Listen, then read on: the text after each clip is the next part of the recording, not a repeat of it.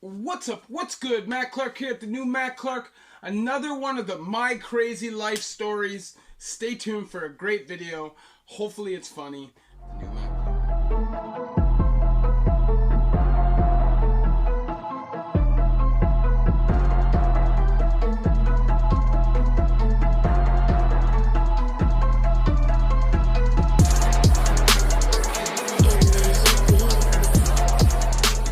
What's good? Matt Clark here at the new Matt Clark. How are each and every one of you doing on this amazing Wednesday? I'm doing great. My girl's doing great. My family's doing great. And I hope each and every one of you are doing great, even though times really aren't that great. I want to say thank you to each one of my 2,100 subscribers. You guys mean the world to me. The movement is real. It's growing faster and faster every day. So thank you very much. I truly appreciate it. If you could please hit that like button. If you could please hit that subscribe button and that bell notification button so you get all my videos when they're new. If you could share with somebody on social media, help spread the message, help spread the word, that would be amazing.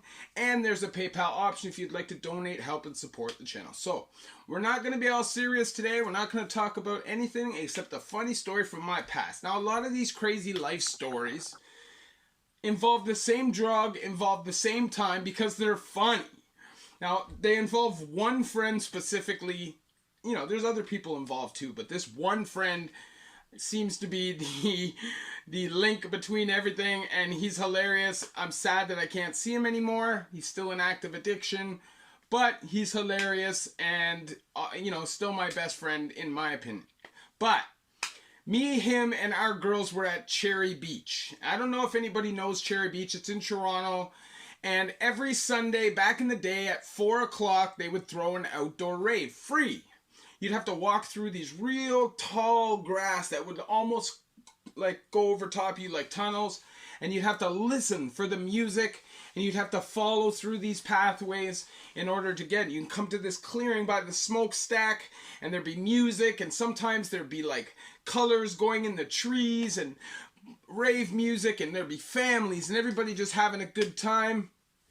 And honestly, it was every single Sunday, and because at that time I was in the halfway house, it was really all that there was to do that I was able to get away with. At the time, I was doing lots of ketamine because they weren't testing for it, and honestly, I just needed to do something because I was an addict. So, this day specifically, we were on the path.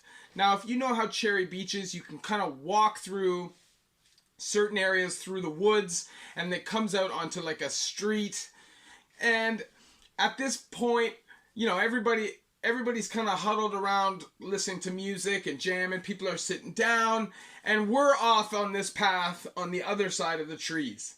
And we decided to pour out bumps of K, these huge, big, dirty bumps of K. And back then, K was super cheap. It was like, I forget what it was. It was like $100 for a half ounce or something crazy like that. I can't remember exactly what it was, but it was super, super cheap. And we were doing these dock holidays, so we both did these big, dirty, dirty bumps, and then we were going to do another one. He pours it on his hand, does it, pours it on my hand, and ends up turning quickly and bumping it off my hand, and I'm like, whatever. I'm good, because the first bump was massive anyways. So we're walking back to where our girlfriends were, and as we're walking through the forest, he literally timbers and just timber,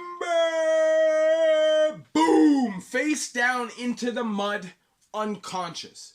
Now I am stoned and I am scared because obviously ketamine, I don't know if anybody that watches my channel knows a lot about ketamine. Obviously some people do because they comment on it, but ketamine is a drug that can detach your central nervous system from the rest of your body. So basically, you are anesthetized, ready for surgery, passed out. But because I was intoxicated, I didn't understand that. I thought he was dead. And my girlfriend at the time said that all she could see from sitting on the blanket that they had set up was me in the forest lifting him up, trying to stand him up, him timbering, and me screaming, ah! Because I was convinced he was dying. Now, Cherry Beach had some really funny times, but this night got hectic. His girlfriend almost got jumped. He was so intoxicated, he just sat there and kind of watched it happen. My ex, who was there, also kind of just, sat there and watched it happen. And his girl was really mad about it. It kind of created this huge tension. I was on parole. There was cops everywhere. I had to like sneak out. It was a bad day, but a fun day nonetheless at the time for me.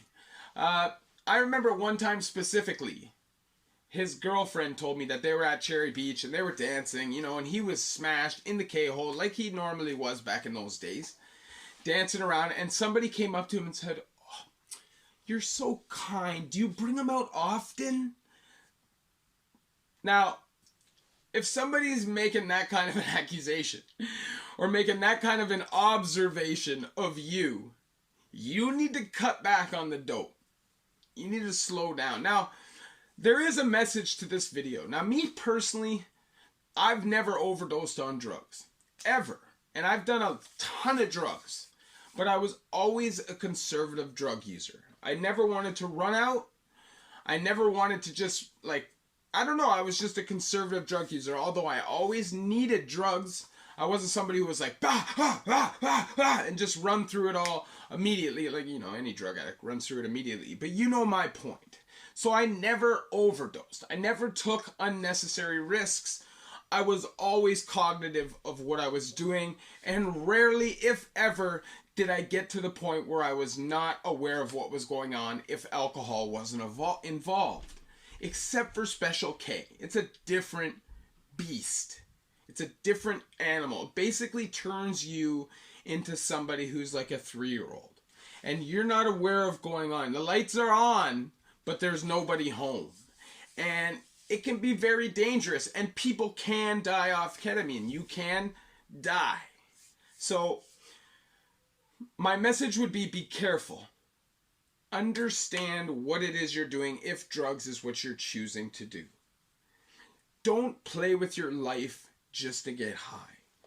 This same friend would do all kinds of crazy things, like go buy a bag of heroin, 2-3 points of heroin, throw it into a cup, and smash it without even sampling it. That is insanity. You don't know what's in there. There could be fentanyl, there could be carfentanil, there could be anything in there. And if you ain't sampling the potency of it, you're putting your life in danger every single time. I never did that. I would always start low and build up. That's what I would do, just to be safe. Just because you're a drug addict doesn't mean you have to contract diseases, doesn't mean you have to put yourself in danger to that extent. There is a safe way of doing it, for the most part.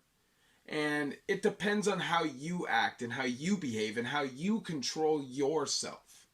Drugs are very, very dangerous if the wrong person gets a hold of them. Now, some drugs, doesn't matter who gets a hold of them, cocaine, heroin, and methamphetamines, I'd say eventually they'll get you.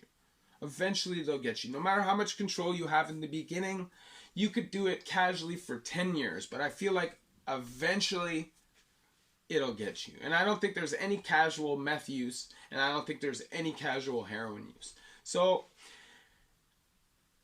basically the moral to the story is be careful. Be aware of what's going on around you. Don't ever put yourself in vulnerable situations.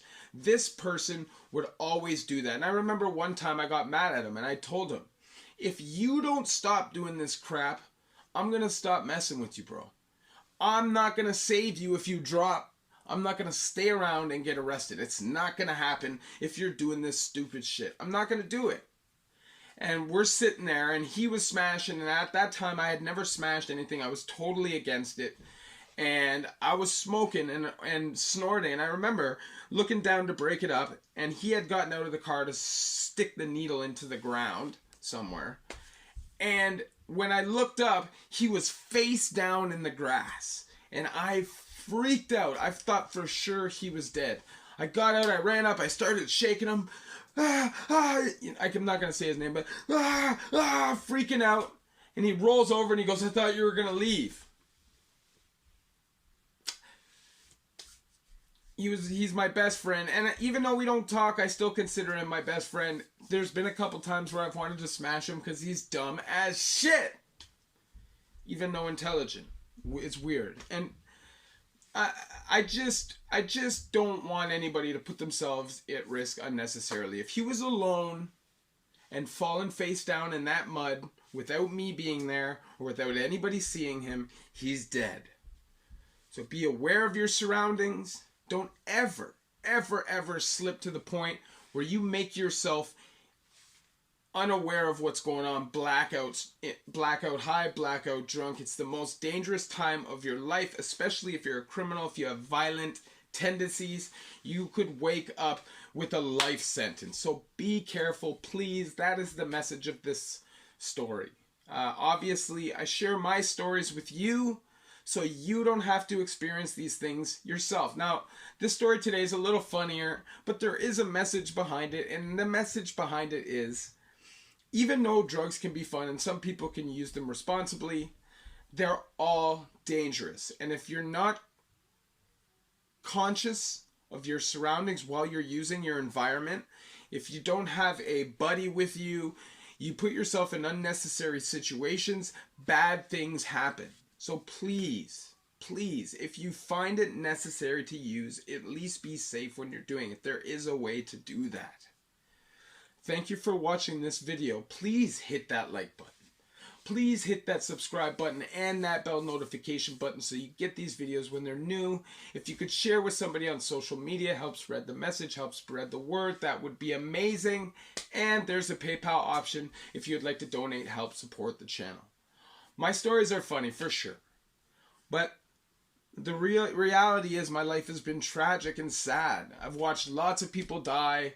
Sure, there's been good times sprinkled between it, but that is the mind of an addict. The addict takes the small amount of positivity out of a mess, rather than the reality, which is it's a mess with a small amount of positivity. So just please keep that in mind. Thanks for watching my video, The New Matt Clark.